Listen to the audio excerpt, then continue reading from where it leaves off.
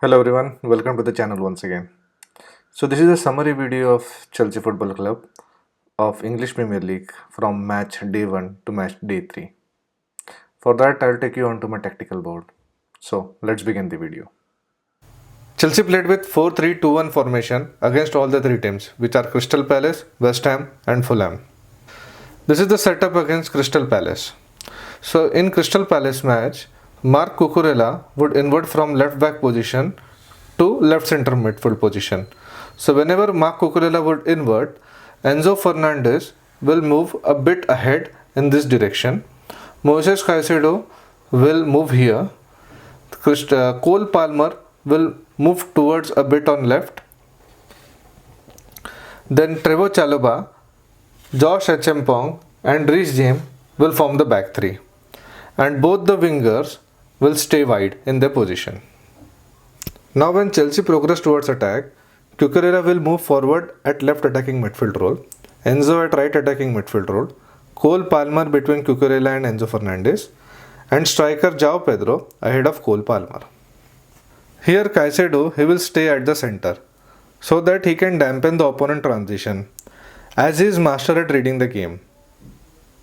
At times, he will fall back to create a back four and also fill up the position vacant by any of the defenders. Let's say if Reece James moves ahead, then Caicedo will try to cover this position too. And the wingers are stationed wide. Let's move on to defense. The defensive setup of Chelsea is similar to that Cucurella inverting to the midfield. Now the combination of Caicedo and Cucurella brings us or gives us high intensity and ball pressing. Cucurella at times will move at the flanks if there is any attack from the wing side of the opponent, or else he will try to fill in the zone vacated by the Trevor Chalobah when Trevor Chalobah is defending wide to protect the wings or the flanks. One thing to notice is, irrespective of the opponent, be it Crystal Palace or West Ham or Fulham, Enzo always keeps an eye on Caicedo position. If by chance Caicedo is high up the pitch and can't track back, then Enzo Fernandez will fall back to Caicedo position to help the defense. And the wingers, they are phenomenal at tracking back. Especially Pedro Neto, he is extremely active, or we can say supremely proactive at tracking back the ball. So what was the reason that Cole Palmer was not that involved against Crystal Palace? The way we always see Cole Palmer get involved in many of the other matches. And it has to do something with the shape of Crystal Palace at the center. I had made a preview video about Crystal Palace in which a bit of Crystal Palace defensive shape was covered and how they organize themselves defensively at the center. The link of the preview video is added in the description box. Let's go to the tactical board and once again I will cover the defensive shape of Crystal Palace. I've added Crystal Palace in red color. So whenever Crystal Palace will fall back to defend, they will regroup themselves and make themselves narrow. Crystal Palace two center midfielders will keep Cole Palmer between them and will stay a slight ahead of Cole Palmer, thereby blocking any passing lanes to Cole Palmer. At the same time, let's say if Marc Cucurella is trying to advance forward in this position, from this position, then the right center back will press or push Cucurella. In the same way, if Enzo Fernandez is trying to move ahead or progress ahead, then the left center back will try to press or push Enzo Fernandez. So that is why we saw Enzo Fernandez crashing less into the box or getting less into the box. Or whenever he was getting into the box, he was accompanied by one of the defenders of Crystal Palace. As Crystal Palace are physical side, they also went toe-to-toe with Chelsea in the aerial battle. So did Crystal Palace didn't offer Chelsea any chances to score goals? No, that was not the case. At 38 minute mark 3-0, Trevor Chalobah hit a ball which went above the post. And in front of Chalobah there was a defender and a goalkeeper. Had Chalobah maintained his composure and did a bit of placement, it would have resulted in first goal for Chelsea, which I think so. Then at 56-minute mark, Esteva Willian made a good crossing to Neto, but the crossing height was a bit high for Neto, which again went above the post. Then at 65th minute, Esteva did a brilliant dribbling, and though he was surrounded with defenders in front of him, there still was a slim chance for Esteva to score the goal. But when he shot it, he again hit it hard that it went above the post. Then at 89th minute, Liam Delap, he had a chance to hit a volley, though he didn't hit the volley that hard which he would have liked to hit it. Not a fruitful chance, but still a chance it was. And the best chance of the match was for Santos at the 92-minute mark.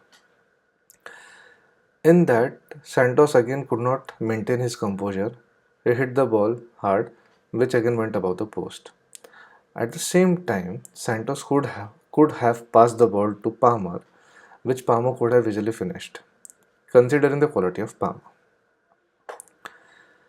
One more information that I like to share is at 19th minute mark, Cucurella made a beautiful run, and João Pedro had the ball. Had João Pedro seen Cucurella making that run and made that killer pass, Cucurella may have advanced to a certain position with his sprint where he could have buried at the lower post of the goal, which he always does or usually does. And the introduction of Esteva Willian did impact the game, particularly into the right wing, because he started to attract Crystal Palace defenders wide. Now let's move to West Ham match and back to the tactical board again. This was Chelsea setup against West Ham United. In that match, Cole Palmer had got injured, so João Pedro had to play the center attacking midfield role, and Liam Delap played the striker role. Here in this match, Malo Gusto played as a high and wide right back, due to which Esteva Willian would shift a bit inward. Same way, Marc Cucurella didn't invert, instead, he played as a left centre back. And Tosin had shifted to centre back, and Trevor Chalobah had shifted to right centre back. This is how Chelsea would look. In attack, Chelsea will progress in this manner. Malo Gusto again high and wide at the right side. Esteva Willian, who actually was at the right wing position, would shift a bit inward to left attacking midfield position, or say would play in this particular channel. Enzo Fernandez against Crystal Palace, he was on the right side, but against West Ham and Fulham, he was on left side. Pedro Neto was again wide as usual. Caicedo again will drop at the heart of the center to dampen any of the transitions or to win the ball whenever possible. Gusto also had an additional role to play. He would also had to protect this particular flank or wide zone position. Caicedo again will form the back four whenever necessary, or fill in the position if vacated by any of the defender. Let's say if Cucurella moves ahead, Tosin shifts here, then Caicedo will fall back to form a defensive line. When Chelsea are pressing at the opponent half, the centre midfielder Enzo Fernandez and centre attacking midfielder João Pedro or Cole Palmer, they would press the centre midfields of opponent team. Against West Ham, I'll specifically like to talk about our corners and the goals scored by Neto and Enzo. So Chelsea kind of have built a pattern while taking corners. So the first goal against West Ham, in that Marc Cucurella was near to the post, behind him was Tosin, behind him was Chalobah, and behind him was João Pedro. So when Neto took the corner, he delivered the ball to Cucurella, which Cucurella had flicked from his head, and it had fallen on the head of João Pedro. Now João Pedro was between the goal post. Against Crystal Palace, the same pattern was followed. The corner was delivered to Marc Cucurella near the post, which Marc Cucurella had again flicked it, and it landed onto the path of Enzo Fernandez. But by the time Enzo Fernandez could jump and head onto the ball to the goal, he was pushed or shoved by the Crystal Palace player. Enzo Fernandez also appealed for the foul, but the referee thought it was a fair play and didn't give it a penalty or a foul to us. Against Fulham, Enzo Fernandez had delivered the ball directly to João Pedro, and João Pedro had headed the ball neatly into the goal post. But why Chelsea became so effective in corners? Few of the reasons I feel is the flight or the air height of the ball delivery, the pace of the ball and the accuracy of delivery. This combination does affect the opponent goalkeeper whether to come out to punch the ball or not, which was likely in the case that we saw in the Fulham game when Enzo Fernandez had delivered the ball to João Pedro. In the second goal against West Ham, Trevor Chalobah won the ball and the ball reached to João Pedro. João Pedro had some of the West Ham players ahead of him. João Pedro somehow managed to get into the box of West Ham. He knew that Pedro Neto will be arriving into a space at the corner, located somewhere here. The simple thing what he has to do was just deliver a quality cross into the part of the Neto or into the space where Neto will be arriving. Even though Neto was marked or was tracked by a right wing back of West Ham, who was Wan-Bissaka. Neto delivered the cross and then Pedro just kicked it and went into the goal. So the awareness of the position of the Chelsea players among each other, that chemistry is developing very well.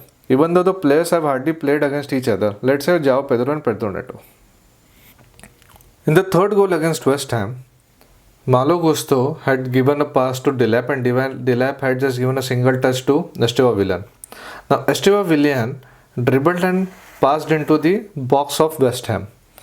Now here Enzo Fernandez has scratched the box, but during that time when Esteban Villan was moving from this position towards the box, the center midfield of West Ham, they were trying to close down this particular path of Chelsea to avoid the cross.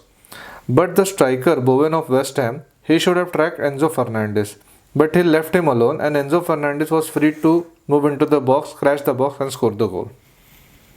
West Ham preview video link has been added in the description box. If anyone wants to watch West Ham gameplay, they can watch through that link.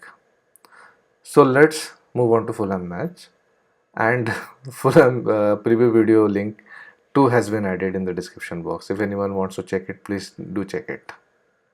Against Fulham, the setup is pretty much similar to that of West Ham in attack and defense.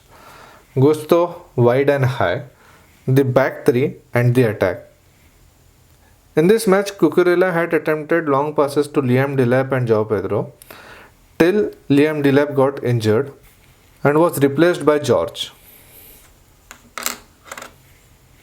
Against Fulham, George had played the role of a striker.